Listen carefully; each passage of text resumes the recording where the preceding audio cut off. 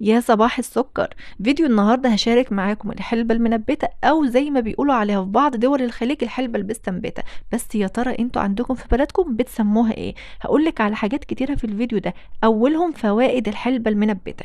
بص يا ستي، تعتبر كنز غذائي بمضادات الأكسدة والفيتامين، حيث تساعد في تنظيم سكر الدم، تحسين صحة الجهاز الهضمي، علاج الإمساك، تعزيز صحة القلب بخفض الكوليسترول، كما تعزز المناعة، بتساهم في صحة الشعر والبشرة، بتخفف آلام الدورة الشهرية، بالإضافة إلى فوائدها للرياضيين في زيادة التستوستيرون. يا رب أكون نطقت الاسم صح. ادخلي بس على جوجل كده واكتبي فوائد الحلبة المنبتة، ليها فوائد جبارة. من ربع كيلو بس حلبة هتعملي الكمية الكبيرة اللي انت شايفاها قدامك دي، وطبعا بفوائدها الكتير دي انا متأكدة ان انت مش هتقطعي الحلبة دي من التلاجة. تاني حاجة بقى هنعملها بطريقة بسيطة جدا وسهلة جدا، مش هتتخيلي ان هي بسيطة قوي للدرجة دي. والحاجة التالتة هقولك بقى علاقتها بالعادات والتقاليد عندنا هنا في بلدها، هقولها لك واحنا شغالين. اول حاجه معايا ربع كيلو من الحلبة الحصى، بنشتريها من اي سوبر ماركت او من اي عطار. بغسلها كويس جدا تحت ميه جاريه، ميه عاديه خالص من الحنفيه، وبنقعها لمده ليله كامله. يعني بسيبها في الميه كده في بوله لمده ليله كامله. بعد كده بعد مرور ليله كامله هصفيها واجيب بقى اكواب بلاستيك، او ممكن في مصفى. لو ما عندكيش اكواب بلاستيك هاتي مصفى. الاكواب دي لازم بعمل فيها ثقوب، عشان لازم تتنبت في حاجة متخرمة من تحت، ما ينفعش حاجة تكون متقفلة، هتعمل ريحة وحشة ومش هتنبت. بعد ما جبت الاكواب دي وعملتها كده ثقوب بمسمار سخنته على النار، هبدأ ان انا املاها كده حوالي التلتين. سيب التلت علشان هي بتنبت وبترتفع كده لفوق. ولو ما عندكيش اكواب طبعا ينفع المصفى، وهعمل شوية كمان معاكم في المصفى. الاكواب دي كانت بتاعت سبوع الدكتور احمد السيد الباجوري، ربنا يبارك فيه، ومامته وباباه يشوفوا احسن الناس وافضل الناس ان شاء الله. كانت مريم محتفظة بيهم فسرقتهم كده من وراها واستخدمتهم.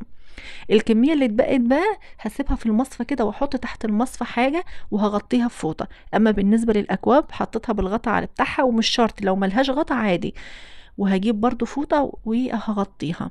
ولازم تتروى كل ما ده بعد مرور يوم بالظبط. بعد مرور يوم شفتيها عاملة ازاي؟ هتجيبي بقى الحاجة المهمة كل يوم، مرة الصبح ومرة العصر، او مرة مثلا الصبح واخر النهار، تجيبي مية وترشرشي عليها كده، عشان لازم نروي الحلبة عشان تنبت. بس طبعا لازم اي ميه تنزل منها نصفيها. فانا لقيت بقى فكره احلى، جبت طبق كده وقلبته ووقفت العلب دي عليها علشان اتاكد ان الميه ما تلمس الحلبة من تحت. او لو مصفى ترص الاكواب دي في مصفى افضل بكتير. شايفين بدأت برضو بعد مرور يوم كانت عاملة ازاي؟ هرويها كده او هرشرشها برضو بالمية، واتأكد ان المصفى ما تكونش ملامسة البولة، بحيث ان المصفى ما تكونش ملامسة المية، او الحلبة ما تكونش ملامسة المية. احنا عايزين نرويها بس ما تكونش ملامسة المية. شفتوا بقى؟ انا الطبق اهو جبته قلبته كده علشان اتاكد ان مفيش ميه تلامس الحلبة. وكل مدى يعني كل ما يمر يوم، ده كان تاني يوم، كل ما هيمر يوم هتلاقي الحلبة بدأت تكبر كده وتنبت وتعمل اللي هو ايه زي نبات من تحت كده. هرويها برضو بالمية وهتأكد ان المية مش ملامسة القاع من تحت، وهبدأ ان انا اغطيها بفوطة تاني. بعد مرور 3 ايام بالظبط هتلاقوها بالمنظر اللي انتوا شفتوه في بداية الفيديو. على فكرة طعمها حلو قوي، انا عن نفسي بحبها جدا جدا.